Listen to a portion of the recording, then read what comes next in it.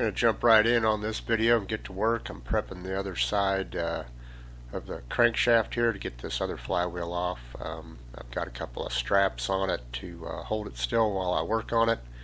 I don't want it to flip up with only the one flywheel on there, so the far strap keeps that from happening. This one that I'm taking off now just kind of keeps it from rolling around. Ended up really didn't need it.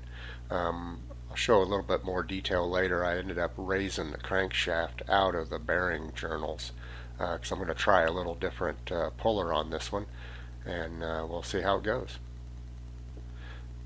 Just doing the same procedure prep wise. Going to end up filing here a little bit. This side of the crank wasn't in as bad a shape, so it doesn't take as much work. But I probably still spent maybe about 45 minutes or so prepping that crank. The prep work will really help that flywheel come off, I hope. The key I can't drill because there's actually a broken drill bit in it, so I can't drill it, so hopefully it doesn't pull too hard.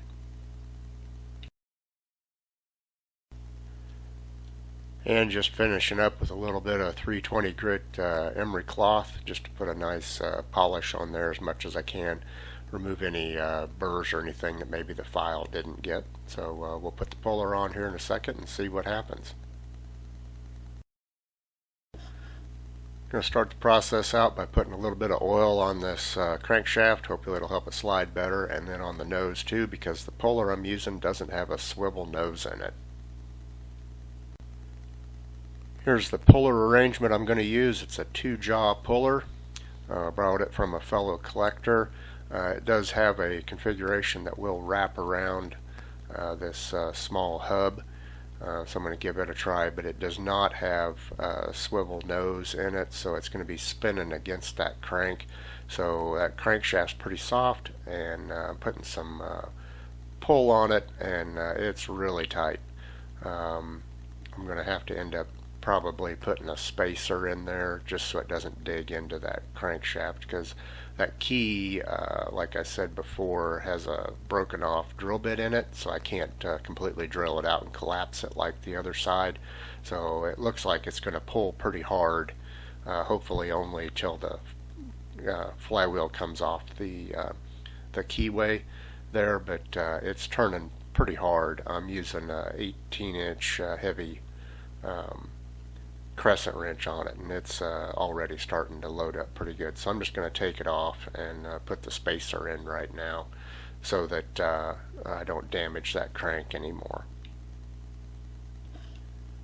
Got the puller back on it, and I'm going to start cranking it here. I'm only able to turn about a quarter turn at a time. You can see it's turning pretty hard even with that 18-inch crescent wrench on there. And yes, I am taking a hammer and lightly tapping that crankshaft. That puts a stress relief shock through and makes the flywheel move. It's what I found after about 2 hours of doing this. It just was getting too tight. I was afraid I was going to break that hub, so I didn't want to do that. It's not really that great of an idea to be hitting the nose of a crankshaft like that, but you can bend it that way, but I really had no choice, and I'm not really hitting it that hard, and I don't have a flywheel on the other side, so hopefully that transfer there doesn't bend it any more than it already is. But this actually took a long time. I spent about 3 hours with this puller on here, turning and checking and looking and just really giving myself confidence that it was moving and measuring it and just making sure I wasn't going to break that flywheel here, because it was really tight on that key. So we'll just keep going here, and hopefully it'll come off here shortly.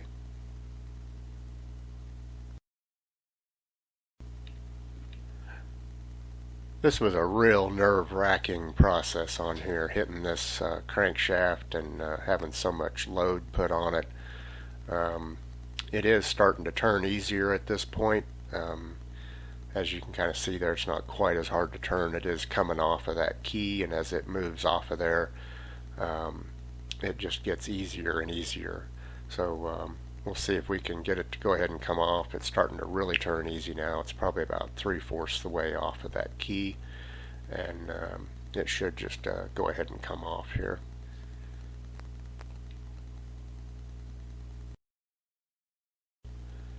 And there it is off of the key. It's loose on the flywheel due to all that prep work.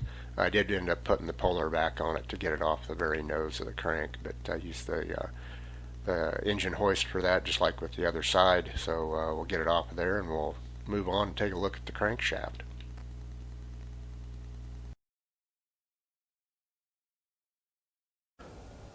Well, as you can see, we got the flywheels and the crank out of the engine. I took it off of that piece of wood that it was on just so I could move it around a little bit, because I've actually got it outside soaking with some oil of wintergreen in it because the piston's stuck. This is not the piston that's showing in the top. It's a piece of steel that I used to hit against it. We'll talk about that a little bit, but first I'll take you through how the crank looks and what the keys looked like out of the flywheels, and then we'll look at the main bearings on the engine, and then we'll talk a little bit about the piston being stuck. Well, here's the crankshaft. It's a little dirty. I haven't cleaned it up at all. This is exactly how it came out of the engine. Thought I'd just show everybody kind of what it looks like. Some concerns I have. Obviously it's bent somewhere. I haven't determined that. I've still got the cam gear on it. One of the keys is still in there. I haven't taken that out. I did take out the one key so you can kind of see what shape it was in after drilling. But we'll come in a little closer and look at these journals where the main bearings on the engine run. Going to have some work done there. I don't know if you can see or not, but they're really rough and scored. This is the same on both sides. Pretty rough. I think it's ran with the bearings basically out of the engine, and that would put the crank down on the cast iron. So that's going to have to be polished. I'll probably have that done at the same time I have the crank straightened. But anyway, so overall the crank's not in bad shape. You can kind of see where the flywheel was and scraped off there. It's not too bad. Here's the key that I pulled out. You can see where I drilled it and collapsed it. And just not much left, but that really weakened that key. That was the side that came off pretty easy.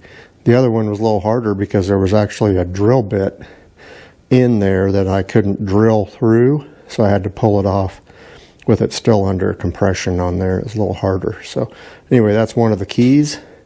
Now we'll go over and look at the engine itself and look at some of the main bearings here. So here's one of the main bearings, and it's really worn. This being around 1900, there was not high-speed Babbitt that was harder. It had copper in it and tin, and this is just straight lead, so it wore quite a bit, and so that's probably why that crank looks so bad. But these are going to have to be melted out and re-poured. I'll show you the other side. It doesn't look as bad, but I'll still just take them both out. And this side actually looks like it started melting. You can kind of see the end of it there. It's kind of hard to see, but kind of looks like it's melted or somebody tried to melt it out. I suspect it was just getting hot. So anyway, zooming back out, you can see here on the top, the piston is stuck in the engine. This is just a piece of metal I have in here. I have another piece of metal down at the bottom on the piston that just slides in. It's got about 15 thousandths clearance and puts pressure on the outside of the piston only so I don't break it. And then I can hit it with a sledgehammer and try to get it to move. I have got it to move about an inch, but doesn't want to move anymore. So I've been soaking it and heating it and just get it out of there and see what we have to do in there. But I'll show you kind of what I do when I hit it with the sledgehammer here. Well, we got the crank out. We're going to have to deal with that. And now I've got to deal with a stuck piston. I've got it to move about an inch. I've been heating it, soaking it for quite a while. I've got a piece of steel in there as a blank to hit against, and then I've got another piece that's lower in the cylinder that just barely slides in the cylinder. It's got about 15 thousandths clearance, and I got it relieved on the bottom so that it only pushes on the outside of the piston so I don't break the piston out. And from time to time I'll hit it with a sledgehammer, see if I can get it to move, and then I'll go back to soaking. So I was just going to show you kind of how I hit it. I don't hit it as hard as I usually hit them because I don't want to break this casting. This base and cylinder are all one piece, and it's pretty weak. It's a pretty weak design, and I don't want to bust that. So I'll show you how I hit that, and you can kind of see how the process goes. It may take several months to get this piston out, but I don't really want to break anything.